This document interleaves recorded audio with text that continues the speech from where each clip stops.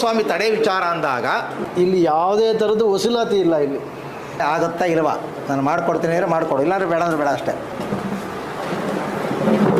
ನಮಗೆ ಫಸ್ಟ್ ಬರ್ತಿದ್ದಾಗಲೇ ಇಂಥ ವಿಚಾರಕ್ಕೆ ಬಂದಿದ್ದೀರಿ ಅಂತಲೇ ಹೇಳಿದ್ದು ತಾಯಿ. ಮೈಲಾನಂಗೇಶ್ವರ ಗಂಗಮ್ಮಣಮ್ಮ ದೂತ್ರಾಯ ಈ ಕೆಲಸ ಆದರೆ ನಿಮ್ಗೆ ಇಂಥದ್ದು ಮಾಡ್ಕೊಡ್ತೀನಿ ಅಂತ ಸಂಕಲ್ಪ. ಬೆಳಗ್ಗೆ ಒಂದಿಷ್ಟು ಸಂಗತ್ತು ದೀಪ ಇತ್ತ ಬನ್ನಿ. ಒಂಥರ 2 ಥರ ತಡೆಯಲ್ಲ, ಒತ್ತು ದೂತ ಪುದ್ದು 9 ಥರ ತಡೆ ಇದೆ.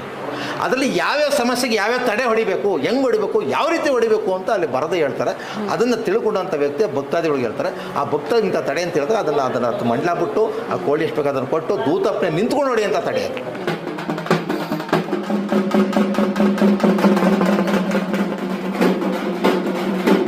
ಕ್ಷೇತ್ರದಲ್ಲಿ ಬರವಣಿಗೆನೇ ವಿಶೇಷ, ಹೌದಲ್ವಾ?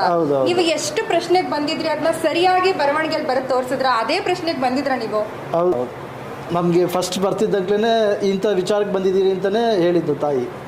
ಹಾಗಾಗಿ ನಾವು ಅದನ್ನು ನಡ್ಕೊಂಡು ಹೋಗ್ತಾ ಸ್ವಲ್ಪ ಪರವಾಗಿಲ್ಲ. ನಮಗೂ ಮೊದಲಿಗೂ ಈಗಿಗೂ ಅಂದರೆ ಏನು ವಿಚಾರಕ್ಕೋಸ್ಕರ ಬಂದಿದ್ರಿ? ನಮಗೆ ಕೆಲವು ಆರೋಗ್ಯ ತೊಂದರೆ ಇರುತ್ತೆ, ಹಣಕಾಸಿನ ತೊಂದರೆ ಇರುತ್ತೆ, ಸುಮಾರು ಪ್ರಾಬ್ಲಮ್ ಇರುತ್ತೆ. ಅದನ್ನೆಲ್ಲ ನಾವು ಹೇಳೋದು ಮೊದಲೇ ತಾಯಿನೇ ಹೇಳ್ಬಿಡ್ತಾಳೆ. ತುಂಬ ಹಣ ಏನಾದರೂ ಖರ್ಚಾಯ್ತಾ ಇಲ್ಲಿ ಬಂದು? ಇಲ್ಲ ಇಲ್ಲ, ಇಲ್ಲಿ ಯಾವುದೇ ಥರದ್ದು ವಸೂಲಾತಿ ಇಲ್ಲ. ಇಲ್ಲಿ ಯಾವುದೇ ಥರದ ಬೇಡಿಕೆನೂ ಇಲ್ಲ.